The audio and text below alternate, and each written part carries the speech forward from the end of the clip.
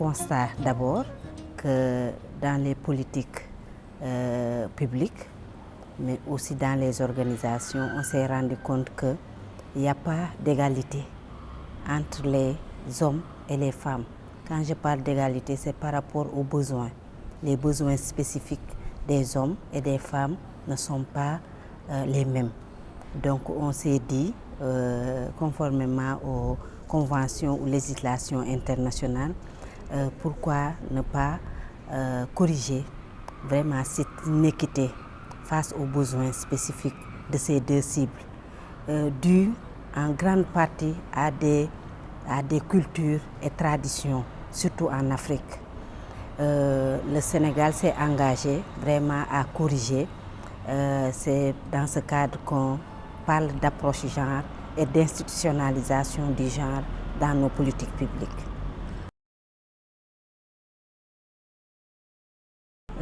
Avant d'entrer dans l'objectif, je voulais juste rappeler le processus parce que dans chaque département ministériel, il y a une cellule genre.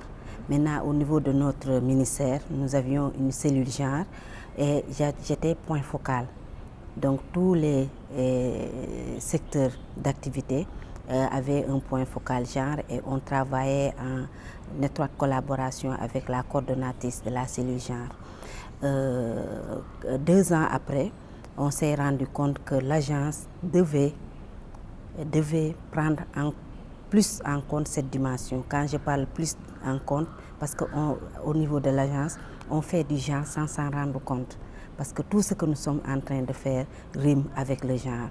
C'est dans ce cadre que le directeur général a bien voulu vraiment mettre en place cette cellule genre pour une meilleure prise en compte de cette dimension. L'objectif ici, c'est vraiment de consolider les acquis, maintenant d'essayer d'apporter des solutions idoines aux problèmes auxquels nous sommes confrontés.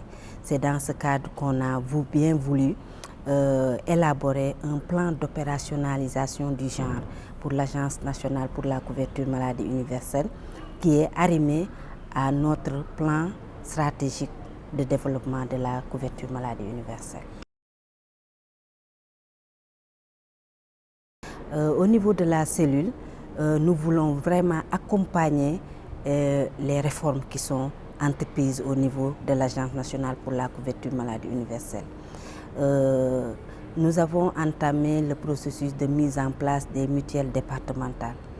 Et quand on sait que les femmes occupent une place centrale dans ce dispositif, nous voulons au niveau de chaque département mettre en place un réseau de femmes mutualistes, regrouper les groupements de femmes, les groupements de jeunes, pourquoi pas, et mettre en place ce réseau de mutuelles qui va avoir vraiment un cahier de charge bien défini par rapport à la massification des mutuelles, par rapport à la recherche de financement pour vraiment qu'on puisse pérenniser les cotisations des membres des mutuelles de santé. Il y a des expériences réussies au niveau des régions. On a voulu vraiment s'appesantir sur ces expériences réussies pour développer d'autres stratégies selon la spécificité de chaque région.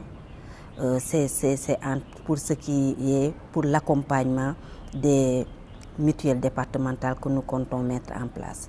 Maintenant, quand on parle de couverture sanitaire universelle, c'est l'offre, mais également c'est la demande.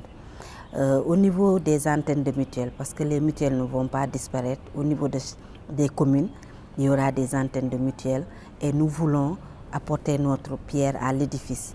En quoi faisant, en plus des activités de sensibilisation qui seront dédiées à ces antennes, nous leur donnons comme cahier de charge de veiller, de jouer le rôle de veille et d'alerte. Quand il y a un problème au niveau de l'offre de soins, parce qu'un bénéficiaire peut ne pas être pris en charge de manière correcte ou mieux adéquate au niveau de la mutuelle, au niveau des structures sanitaires. Donc, le comité de veille et d'alerte va servir de tampon entre les bénéficiaires et la structure de santé. Maintenant, si le cas s'aggrave, on peut mettre à contribution le ministère de la Santé et de l'Action sociale. Voilà ce que nous comptons faire au niveau macro. Maintenant, par rapport à l'amélioration de l'accès aux soins, nous avons vu que au niveau de la prise en charge des enfants de 0 à 5 ans, il y a un paquet qui est intégré, c'est la prise en charge de la néonatologie. Mais cette prise en charge n'est pas effective au niveau des structures sanitaires. Nous comptons vraiment mener des réflexions pour que nous puissions vraiment prendre en charge effective des enfants de 0 à 28 jours.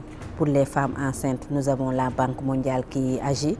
Nous voulons vraiment consolider cet acquis et voir aussi les maladies à soins coûteux telles que le cancer du sein, le cancer du col, comment on peut l'intégrer, quelles sont les réflexions à mener pour une meilleure prise en charge. On ne va pas se limiter seulement aux femmes parce que les gens, ce n'est pas seulement les femmes. Les hommes aussi sont impliqués. Nous voulons à travers aussi cette amélioration de l'accès aux soins des populations puissent prendre en charge les pathologies des femmes telles que la prostate.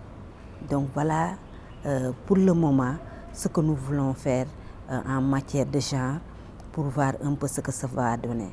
Et nous allons développer cette approche multisectorielle parce qu'il y a le ministère de la Femme qui a élaboré une stratégie nationale d'égalité, d'équité et d'égalité de genre. On va travailler de concert pour voir un peu quelles sont les autres activités qu'on peut mener par rapport aux violences basées sur le genre également.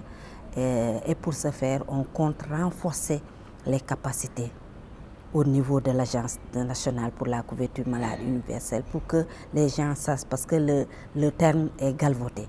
Il faut que mes collègues puissent comprendre qu'est-ce que c'est que le genre, quelles sont les orientations prises par l'Agence de la couverture maladie universelle pour une meilleure mise en œuvre de l'approche genre dans ce que nous sommes en train de faire.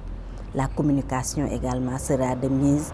Je compte beaucoup sur vous pour qu'on puisse avoir un film documentaire, pour qu'on puisse faire des activités vraiment à la fois institutionnelles mais aussi opérationnelles pour réussir ce projet noble qu'est l'intégration de la dimension genre.